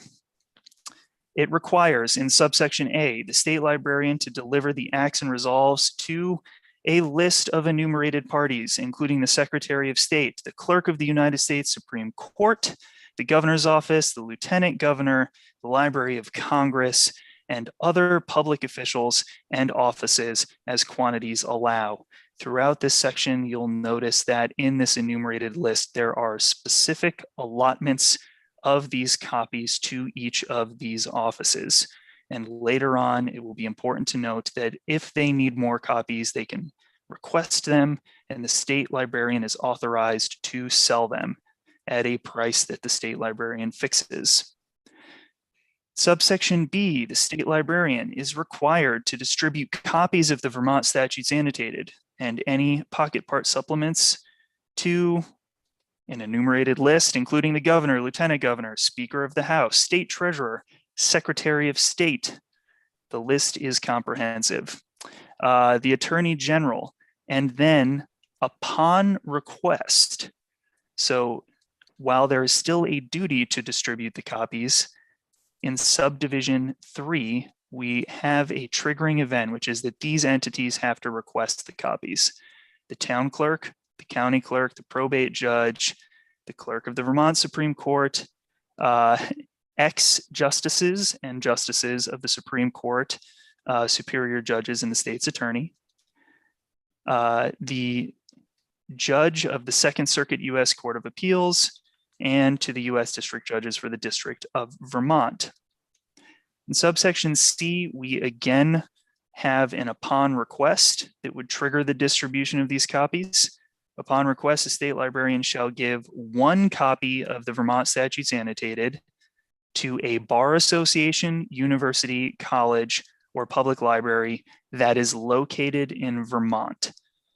And subdivision 2, and this was the result of an amendment on the floor of the House, one copy of the acts and resolves or the Vermont statutes annotated to a member of the General Assembly. So that is upon request. I'll note two things about this subsection. For the most part, everything that we've discussed so far in this section already existed in law. This subsection has some notable differences. The first in subdivision C1 is that the institutions such as bar associations, universities, colleges, and public libraries will have to request copies instead of receiving them automatically. The second is that a clause was added when the bill was being crafted by House GovOps to state that these are institutions that are located in Vermont. Current statute does not limit the distribution to the state of Vermont. It's not that clear. And of course, subdivision 2 was added on the House floor, so that is new language. It was not previously stated in law that a copy should be given to members of the General Assembly upon request. Subsection D allows additional copies to be sold to the parties identified in this section at a price fixed by the state librarian. Section 7. This amends 24 VSA section 3905, and it is not entirely clear by the section heading here, but this deals with military records that are kept on the local level. And if Damien was still here, I'm sure he could tell you exactly what type of military records were required to be kept at the local level back in the day. But all that we're doing here is removing the requirement that those official copies also be kept in the state library. So if this passes, striking that language, these would only be kept in the local offices. Section 8 contains a comprehensive list of 15 repeals. Some of this language has been either moved or condensed. So for example, the section we just went through condenses some of these sections down into the new section in Title 22. The other sections are, from what I understand from the comprehensive research that was done, mostly outdated and relate to a division of government that no longer exists and no longer plays a role in the printing and distribution of state publications. And if it is something the committee wants, I can pull up the document that was prepared by the state librarian and the state archivist that contains comprehensive coverage of the language in each of these repealed sections so that you can read through and see what is being removed. Section 9 is the effective date. It takes effect on July 1st, 2021. And I am finished and certain now that you all regret asking me to go first. No, thank you. Any technical questions for Tucker? And then we'll go to Representative LaFever. Yes, Senator Collmore. Thank you, Madam Chair.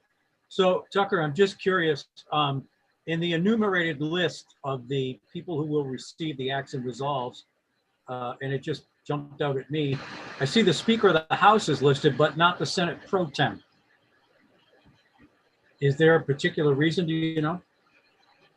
I don't know the policy reason why that wasn't in either the underlying statute in Title 29 or why it wasn't added in for purposes here.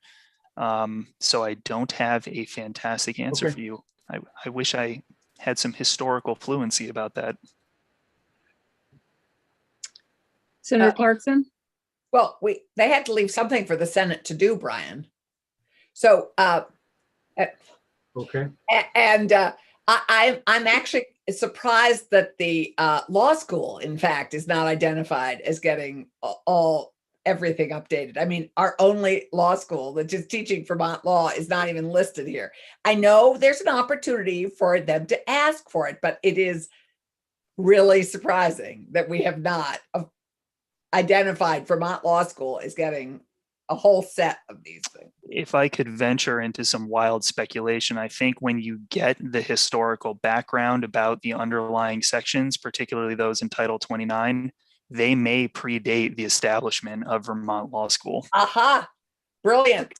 Brilliant. Okay. Okay, that's another job of the Senate to add the law school. Well, we'll talk about that, but let's go to Representative LaFever unless there are technical questions for Tucker. Okay, thank you, Tucker. Thanks, Representative. Tucker. Great. Representative, do you want to give us kind of the highlight of your presentation on the floor, and what was the response from your colleagues? Yes, thank you very much for this opportunity to speak here today. I would like to start off because Tucker hit a lot of my points that I went with on the floor, and I'd be more than happy to go through some of the chunks, but I would like to just highlight that the committee vote was 11-0-0 favorably. This also had to go to appropriations, which was the highlight of this bill, because we actually will be hoping to decrease the amount of money spent. So they also voted favorably for this, because our hope is when we change the language down in section 6 to request versus just given, that the state unfortunately found that they were printing way more than people needed, and they were having to distribute them, which is very unfortunate because it's it was hard for them to, number one, have to waste the ones that were not given out, and for them to know that they just were not needed. So we're hoping that with looking at this, there will not be any dramatic changes made yet, but in the future, they will be cutting down the amounts that are made, and that will be a saving on the side of the state. And so appropriations, again, as I said, voted for this 11-0 favorably, and on the floor, this was a unanimous yes. There was no questions for me to be able to answer once we got past the amendment, and it was all yes votes. And for me, it's very important that we are just highlighting that a lot of the information that is here had been here. We are just making it up to date and bringing the language to the standards that the hardworking Vermont state librarians work at, because a lot of it was just fine tuning and technical. That was nice. Thank you. Any questions for the representative? Thank you. You gave a nice overview of what happened and how it was received, and I liked your response about the savings of the money. That was, yeah. And I assume that a lot of people access them online now anyway, so don't want to have the great big green books, even though they look really nice in your office.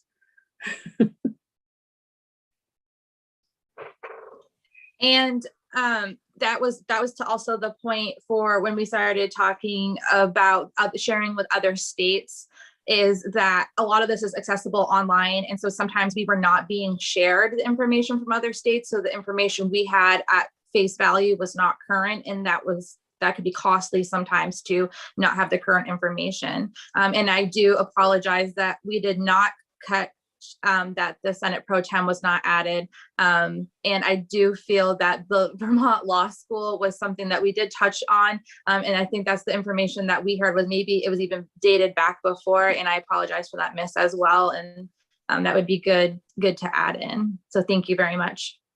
Thanks. I don't know that actually the speaker has a couple nice big offices though with bookshelves. The Pro Tem doesn't have a nice big office with bookshelves, so she or he might not even want them. But anyway, okay. Jason, would you like to weigh in on this? Hello, we are enthusiastically in support of this bill. If one thing could be done, I would say this would be our version of the OMB's paper reduction act because of the volumes that we actually have. For us, it's never a wonderful thing in a library to have to, in a sense, recycle a book. And we do this every year for a number of years because people will blindly order. And this bill is an attempt to get a handle on how many are actually going to be requested, not necessarily utilized, but how many people actually want them. So this will allow us to begin reducing some of the items. There was some fear that we do this continuously. We only do this at the very end of a year. And we also do it only when there is a change or an update to the item itself. Otherwise, we let it sit for a lot longer, and then we work to go ahead and intentionally reduce the amount that we actually have, but we still keep a variety on hand. So within that, our goal is again to get a handle on this item. We also will be examining increasing our costs. We charge a meager $5 a book, and you should know our highest, I think, buyers are practicing attorneys who want the whole set. So they're making off like bandits from us right now. But this is where things stand, and we are happy though to increase the price to something that is appropriate while not forcing people to not consider it. So we are going to strike a balance, but we do see this as an opportunity to get a handle on these items that we deal with each year amongst a variety of people. So within that, thank you. And I would say the person whose area really oversees it is Tom McMurdo, my assistant state librarian. So we will hear from Tom, but I would say $5 a book is pretty, if anybody's bought a book at a bookstore lately, they didn't get much for $5. So Senator Clarkson? Jason, thank you. What does LexisNexis charge us per book? Now, this is where it becomes interesting from the research, and Tucker can kind of weigh in. The assumption, as I understand it from the current contract, is zero because legislators and Leg Council does the proofreading. So we are actually just, unfortunately, dealing with massive amounts of paper. The state of Vermont is not charged anything. That's fascinating. How do they make so much money? But I would, before you criticize paper, Jason, remember you are the Vermont state librarian. Paper is a big business for us. Trees are a big business for us. We cannot be disparaging paper. Well, I thought it was maple syrup, Senator. No, I thought it was maple syrup. The forest products industry is even, it would be interesting to see which one's bigger, but I think the forest products industry is bigger. But I don't know how many paper mills we actually have in Vermont anymore. Yeah, I don't think we have any. We ship to paper mills. We ship a ton of wood for paper. So don't go disparaging paper. Actually, the paper mills in other states are closing down too. Yeah. It's a bummer. It is a bummer. It's terrible.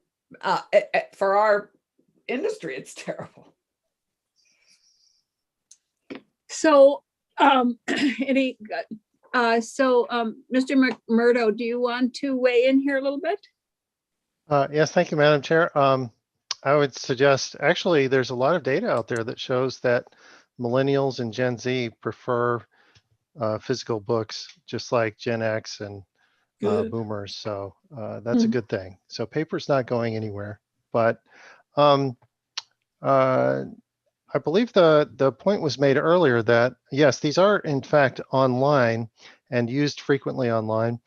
We recently got a shipment of pocket parts. So those of you who do have the green books are familiar with the little insert parts that go in there.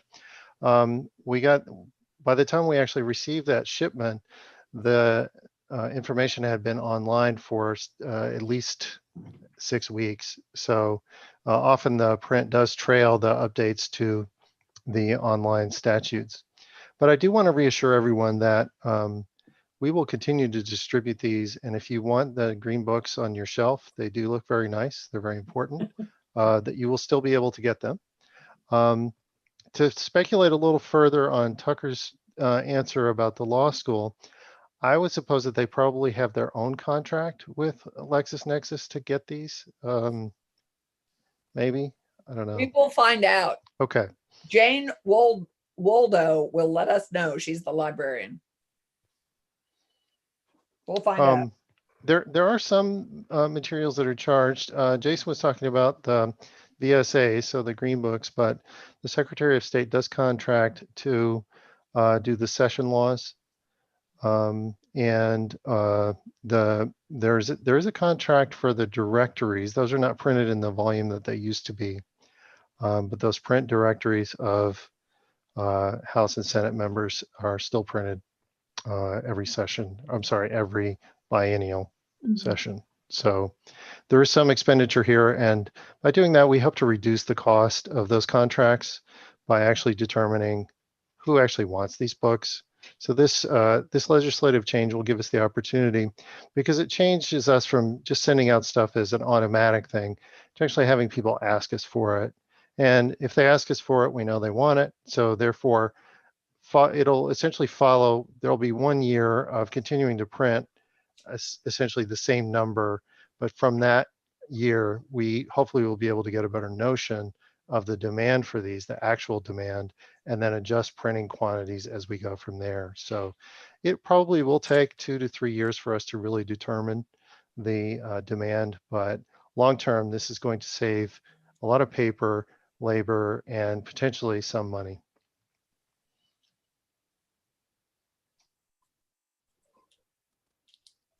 I can't, anybody else have any questions or? So Senator Clarkson, are you suggesting that we find out and automatically send to the law school, or because I'm emailing her right now. Because they have the ability to request. I know, I'm just curious if she'd like to, and I was going to ask you if she'd like to testify. I mean, I think it, it is the one other entity that is, that would be appropriate to proactively give them to. But if they don't, if they want them. Exactly. So that's my question to her. So maybe we could ask her to just quickly testify at some point, unless we're planning on passing this bill this afternoon. No, I put it on the schedule for tomorrow afternoon for about 15 minutes to vote on it then. Okay. But if you get a response from her about whether they want it automatically sent to them and then we should also find out if the pro tem. I don't know that. Madam Chair, I'd like to say one thing about that. Yeah. Yes, one thing please. the committee should know that they may not, or maybe they do, is if the law school would like them, please don't forget that we are required at the tune of $90,000 a year of our own budget sends the Vermont Law School Library this item. So it can be written into the statute itself that they receive them, given that we fund them directly out of our budget. Wait a minute, repeat that? We fund the Vermont Law School Library to the tune of $90,000 a year. That's correct, because we, the state, gave a lot of the library to the law school to manage. So for that we are compensating them for taking our books off our hands. Correct, Jason? That is correct. They did us a favor, but they are, they've been compensated for that. They are accessible by pretty much all Vermonters, I believe, as a result.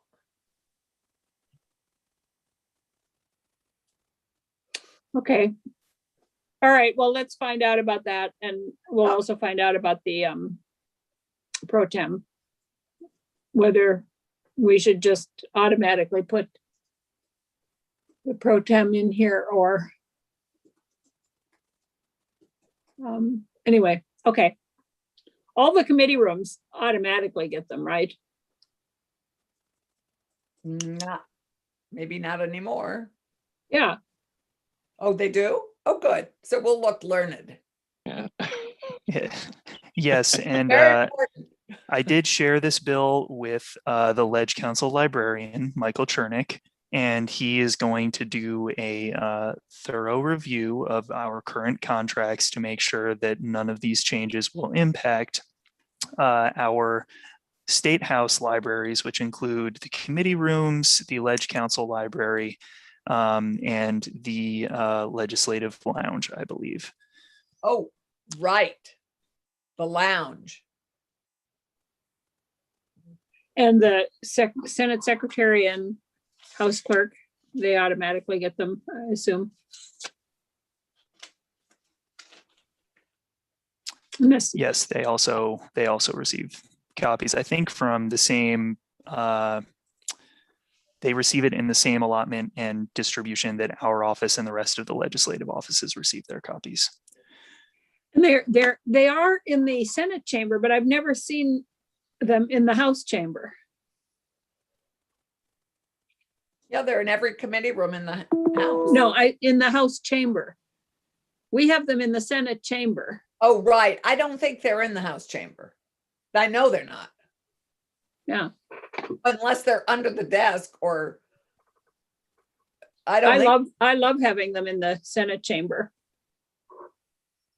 We actually use them occasionally. Because we're not allowed to access our computers. Right. Any other questions or comments or concerns? So let's just check out the law school and the pro tem and then plan on maybe voting this out tomorrow if we can get an answer by then. Sure. Committee? Sounds good. Okay. Don't think this is hotly controversial. All right. Okay, thank you. Thank you, Representative, Mr. McMurdo and Jason and Tucker.